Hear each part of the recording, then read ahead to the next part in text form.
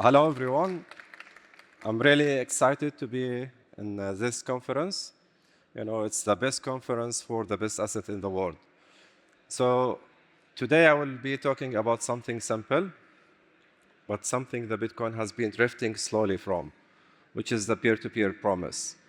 You know, so what we're witnessing today is a drift slowly towards dependency. When I speak dependency, so we see people start depending on third parties, depending on ETF, depending on exchanges, and in custodian platforms. So let's explore together why this shift really important, if it exists, and also we'll look at what is our mission if we want to balance the ecosystem.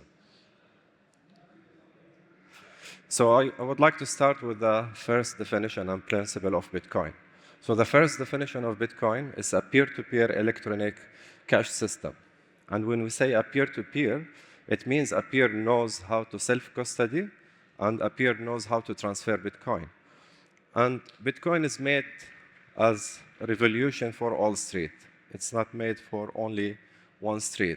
And if we look at this revolution, it should allow everyone to participate, regardless where they are and regardless, about their knowledge. And what we see today is the corporate and government treasuries, after 14 years and 10 years from the day one of the Bitcoin, they start accumulating a lot and a lot more Bitcoins. And the Bitcoin grow 100x in value from 2008, 2006 till 4 or 5 years ago, where we didn't have a single Bitcoin sitting in any corporate treasury. Bitcoin already went 100x and 1000x. So the simple question, why you think that? Because people stood behind it, people they self-custody the Bitcoin, and people, they contribute to the network. And what we see today, that self-custody brings freedom. And we want the masses to stay ahead all the time. Because Bitcoin doesn't survive because of passive believers. If you are a passive believer and trader and you don't really contribute to the network, you are not supporting the ecosystem. If you self-custody and you embrace decentralization and you participate in mining layer, then you make Bitcoin survive because of active contribution. So here I will just show you, is this drifting real? And we use drifting because we are from mining race. So in 2025, since the beginning of the year, 5% of total Bitcoin holding moved from people hand to corporate's hand. So we had people holding 71% of Bitcoin. When I say people, I say retail. And non-retail, at end of this year, we are ending at 66%. So why this shift is happening, the 5%? The truth is that corporates and treasuries, they bring strength to Bitcoin. But people make Bitcoin unbreakable. And during this year, we have only 1% if total supply mined. So if someone tells me that this shift happened because of miners, no, not because of miners, because only 1% mined during this year. So it's 4 to 5% of Bitcoiners sold their Bitcoin during this year to corporate, or they give it to self-custody organization. And that's here the momentum. Because if you see on the left side, the institution, we all know public companies, self-mining companies, ETF issuer, government holding, they gained the momentum. Why they gained the momentum? Because they understood the potential of Bitcoin, and the retail, they still understand the potential, but the push to the left side, it's 5% within 1 year. Why I think this is alarming and need rebalancing now? Because if we continue at 5% drift per year, we'll end up having 50% of total Bitcoin distribution circulated in only institution. So is it good or bad? Yes, good, but the perfect future where we keep the balance.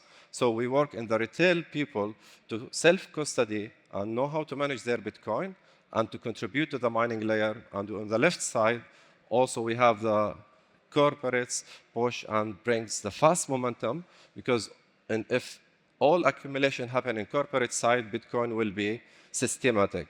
If all holding happen only on retail side, Bitcoin will remain pure, but will grow slowly. So the perfect future that both work together. And it's very obvious. Do you want a solution?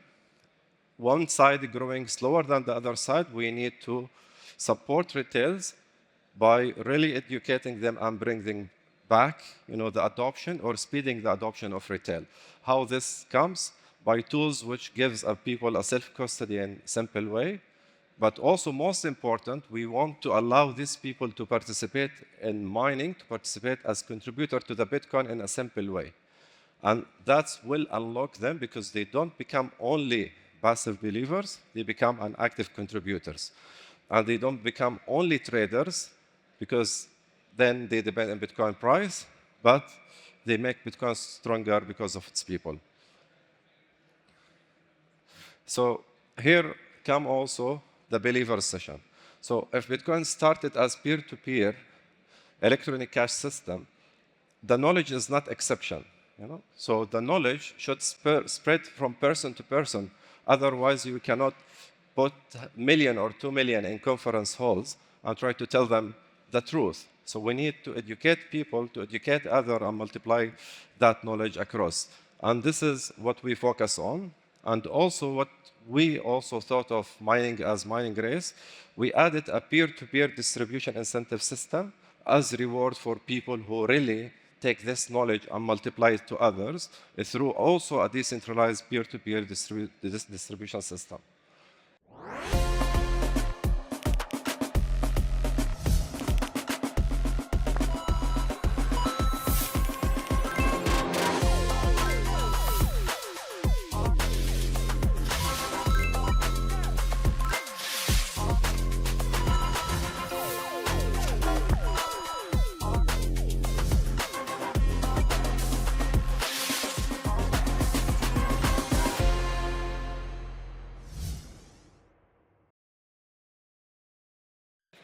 So after we did that for 1 year, I would like to share with you some figures. So we have been able to create above 100,000 non-custodial Bitcoin accounts in 1 year, and we are one of the few retailers in the world that we can measure our contribution to the Bitcoin network. The second one, what we mined around 2,000 Bitcoin in 1 year. The fact, I don't like this figure because of the number, but I like that 2,000 Bitcoin have been distributed to more than 50,000 people. So this is the fact. So we don't accumulate, but we circulate. And accumulation is good, but distribution and circulation, what is missing in the ecosystem for retailers. So we aggregated 1.5%. Today we aggregate 1.5% of global Bitcoin mining. And we contributed more than 10,000 L1 transactions, and we generate also through the online transactions more and more rewards to encourage the miners. Let me ask you one question. If we see 1 billion goes in and out as investment in ETFs, what the miners gains? If the trade and the people, they don't self-custody and we don't see the transaction in L1 layer, it is good to get institution in. But it's not good because there is no contribution as fees to the people. The last one is my favorite.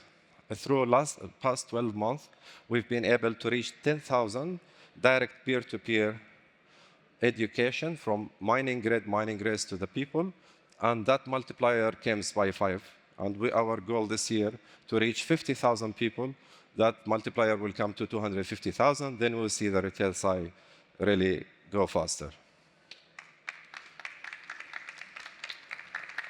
Yeah. So what I see here, what we look ahead, I call this people mining era. Why we call this decade people mining era is for simple. Half of remaining Bitcoin issuance will be issued in the next 5 years.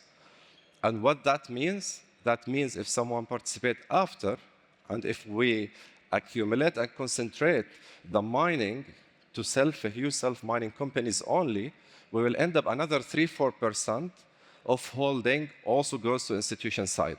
So our aim that we want to onboard millions of people, not as passive believer, because passive believer, they will never protect Bitcoin network. Active contributor, even with a small portion of mining power, they contribute to the network, then they can bring higher impact to the community. So the question is, the fact is that millions will be joining that during this era. The fact, will we get them as short-term traders, Bitcoin traders, or are we getting them as active contributor to the network? The last message from my side, we have all together to build an ecosystem where institution provides strength. It is good, not bad. But people provide resilience. And people comes only with adoption from retail. And our mission to make mining accessible and participation in universal, I would like to say that this all born from UAE to the world. Thank you, everyone. Thank you.